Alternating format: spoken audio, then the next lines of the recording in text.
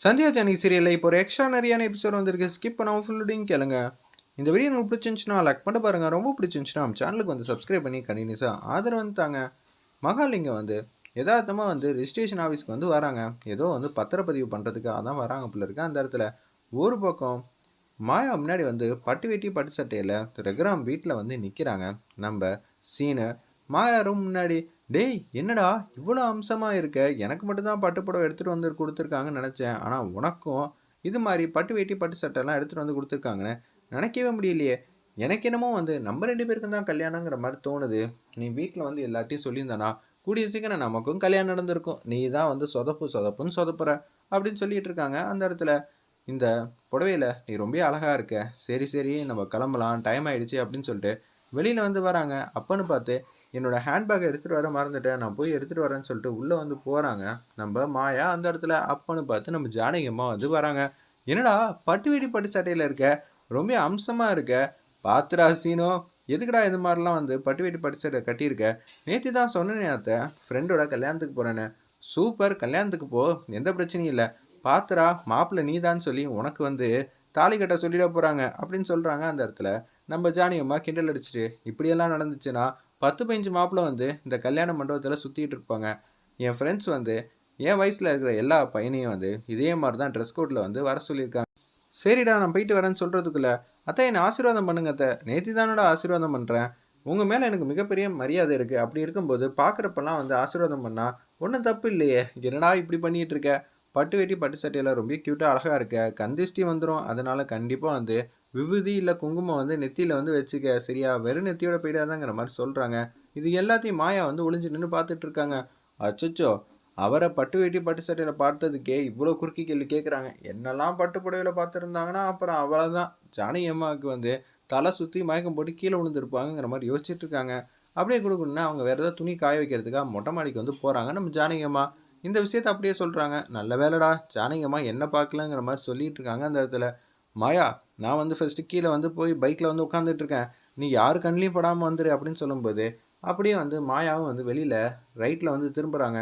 அப்புறமேட்டு நம்ம ஜானகி அம்மா வந்து மாடியிலேருந்து கீழே இறங்கி வராங்க. மாயா எங்கே இருக்கா அப்படின்னு சொல்லி யதார்த்தமாக வந்து ரூம்குள்ளே போய் பார்த்தா துணியெல்லாம் வந்து கண்ணா அப்படின்னு கலைச்சி போட்டிருக்காங்க.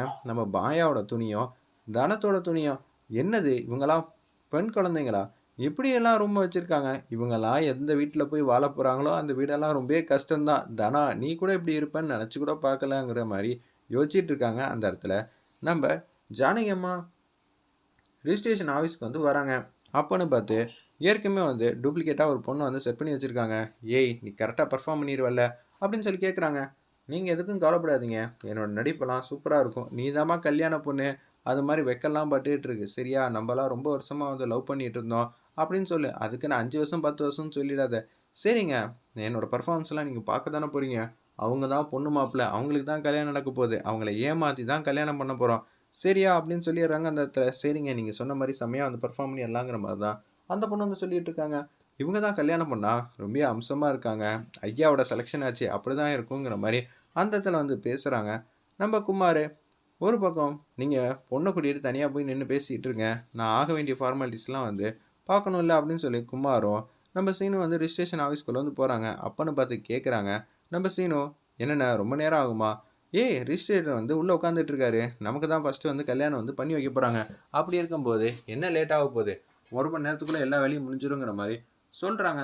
அப்பன்னு பார்த்து வந்து ரிஜிஸ்ட்ரேஷன் ஆஃபீஸ்க்குள்ளே போகும்போது நம்ம மகாலிங்கமும் அவங்க ஃப்ரெண்டு வந்து வெளியில் யதார்த்தமாக வந்து நிற்கிறாங்க. அப்போன்னு பார்த்து நம்ம சீனுவை வந்து பார்க்கல, 2 பேரும் வந்து உள்ளே போயிட்டாங்க. நம்ம குமாரும் சீனுவும் அவங்கக்கிட்ட என்னென்ன பேசணுமோ அது எல்லாத்தையும் தெளிவாக பேசிடுறாங்க. ஓகே இதுக்கு நானும் உதவி பண்ணுறேன், ஆனால் பொண்ணும் மாப்பிள்ளையும் வந்து லவ் பண்ணுறாங்க தானே, ஆமாம்மா லவ் பண்ணுறாங்க, எந்த பிரச்சனையும் இல்லை, நீங்கள் கல்யாணம் பண்ணி வச்சுட்டா அவங்க வாழ்க்கையில் வந்து சேர்ந்துருவாங்க அப்படின்னு சொல்கிறாங்க. அந்த இடத்துல சரி குமார், நீ சொல்லி எந்த விஷயமா தப்பாக நடந்திருக்கா, கரெக்டாக தான் இருக்கும் குமாரை நான் நம்புகிறேன், பார்த்துக்கப்பா எதுவும் பிரச்சனை பண்ணிடாதுங்கிற மாதிரி சொல்கிறாங்க. அந்த இடத்துல ரிஜிஸ்டரு வெளியில் வந்து மகாலிங்கம் வந்து யதார்த்தமாக வந்து பார்த்துட்றாங்க. மாயாவை அவங்களுக்கு தலை சுற்றி போச்சு, எதுக்கு இந்த பொண்ணு வந்து வந்திருக்கா, பக்கத்தில் இன்னொருத்தி பொண்ணும் வந்து பட்டு வேட்டி பட்டு சட்டையோட ஒரு பையன் வந்து நின்றுட்டுருக்கான், இன்னொரு பொண்ணும் பட்டு புடவையில் தான் நிற்கிறா, அவங்க கல்யாணத்துக்கு வந்திருக்காளா இல்லை என்ன ஏதுன்னு தெரியலையே அப்படின்னு சொல்லும்போது, இன்றைக்கி யார் யாருக்கெல்லாம் கல்யாணம்னு சொல்லி போர்டில் வந்து பேர் போட்டிருக்கும்ல, சீனு ஃபோட்டோவும் இருக்குது, அந்த இடத்துல நம்ம மாயா ஃபோட்டோவும் இருக்குது, சீனு ஃபோட்டோவில் கம்மு வந்து சரியாக ஒட்டாதனால காற்று வேகமாக அடிக்குது. அதனால சீனு ஃபோட்டோ வந்து பறந்துடுது. மாயா ஃபோட்டோ மட்டும் அந்த இடத்துல பார்த்துடுறாங்க. ஓய், உனக்கு இன்னைக்கு கல்யாணமா? ஓ, பக்கத்தில் இருக்கிற பொண்ணு தான் உன்னோட தோழியா? ஓகே ஓகே, என்னால் புரிஞ்சுக்க முடியுது. இந்த பிரச்சனையை வச்சு ரகுராம் ஃபேமிலியை தலைகீழ ஆக்குறேன்னு சொல்லிட்டு குடுக்குன்னு மகாலிங்கம் வந்து வீட்டுக்கு வராங்க. நம்ம ரகுராம்னா நின்று மாயா எங்கே இருக்காங்க அப்படின்னு சொல்லி கேட்குறாங்க. இந்த வீட்டில் ஒரு பிரச்சனை அவமானம்னா அது எனக்கும் தானே வரணும், அதை தடுக்கிறதுக்கு எனக்கும் உரிமை இருக்குல்ல அப்படின்னு சொல்லி கண்டமேனிக்கு என்னென்னமோ சொல்கிறாங்க. அதானே பார்த்தேன், என்னடா பொழுது விடிஞ்சிருச்சு, மாயாவை பற்றி எதுவும் சொல்லுன்னு நினச்சேன், ஆனால் இப்போ இது மாதிரி சொல்கிறீங்களே, என்னதான் உன் பிரச்சனை அப்படின்னு சொல்லி அந்த இடத்துல வந்து நம்ம மணிவண்ணன் வந்து கேட்குறாங்க. சம்மந்தி கோவப்படுதாதீங்க, தயவு செஞ்சு நான் சொல்கிறதெல்லாம் கேளுங்கன்னு அந்த இடத்துல மகாலிங்கம் வந்து பேசிகிட்டு இருக்காங்க. நீங்கள் முதல்ல மாயா இங்கே இருக்காங்களா இல்லையான்னு பாருங்கள். அப்படி பார்த்தீங்கன்னா அதுக்கப்புறம் நான் சொல்கிறேன்னு ஃபுல்லாக வந்து தனம் வந்து தேடிட்டு வராங்க.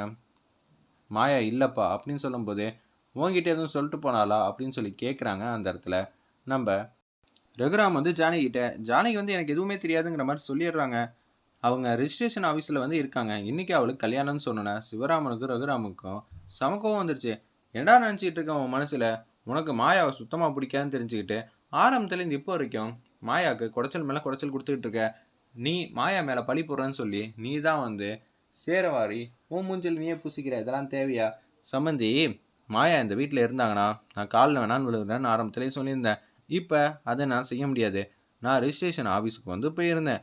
அது மட்டும் இல்லாமல் அங்கே சில பல ஆதாரத்தையும் பார்த்துருந்தேன். பட்டு வேட்டி பட்டு சட்டையோட ஒரு பையன் வந்து நின்றுருந்தாங்க. பட்டு புடவை ஒரு பொண்ணு வந்து கட்டிகிட்டு இருந்தா. அப்போ நான் யார்? அந்த பொண்ணு தான் மாயா. ஏங்க, ரிஜிஸ்ட்ரேஷன் ஆஃபீஸ்க்கு போகணுன்னா அதுக்காக மட்டும் தான் போகணுமா? லேண்டு வந்து பத்திரப்பதிவு கூட பண்ணலாம்ல அப்படின்னு சொல்கிறாங்க. அந்த இடத்துல பத்திரப்பதிவு பண்ணலாம், ஆனால் அதுக்குன்னு காசுலாம் மாயாட்டா நான் இல்லைன்னு சொல்ல. அவங்க அப்பா மிகப்பெரிய கோடீஸ்வரர், அதுவும் நல்லாவே தெரியும்.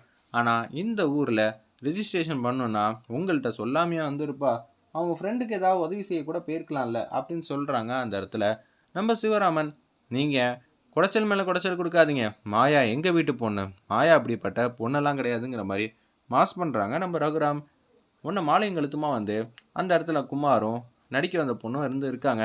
ஏன்பா, இவங்க தானே சாட்சி கழுத்து போட போகிறாங்க, இவங்களும் வந்து மாலையும் கழுத்துமா தான் இருக்கணும், சீக்கிரம் போடுங்கன்னு சொன்னோன்னே, ஏங்க கல்யாணத்துக்கு டைம் ஆகுது, சீக்கிரம் வந்து ஒருத்தர் மாலையை மாற்றிக்கங்கிற மாதிரி ரிஜிஸ்டர் வந்து சொன்னோன்னே வேறு வழியே இல்லைன்னு அந்த இடத்துல சீனுவும் மாயாவும் மாலையை வந்து மாற்றிக்கிறாங்க. வளைச்சி ஃபோட்டோ எடுக்கிறாங்க. ஃபஸ்ட்டு வந்து கல்யாண பொண்ணையும் மாப்பிள்ளையும் ஃபோட்டோ எடுக்கிறாங்க. அடுத்தது ஒரிஜினல் கல்யாண பொண்ணையும் மாப்பிள்ளையும் ஃபோட்டோ எடுக்கிறாங்க. அப்புறம் குரூப்பாக வந்து 4 பேர் நிற்கிற மாதிரி ஃபோட்டோ வந்து எடுத்துடுறாங்க.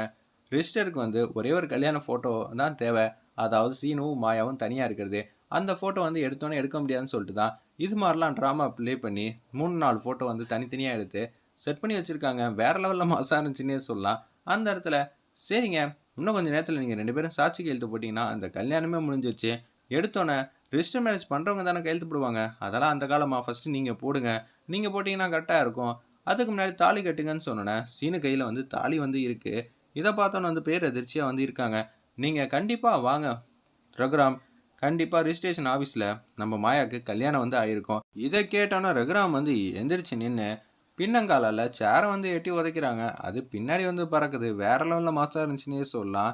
மகாலிங்கத்தை சுத்தமாக நம்பலை.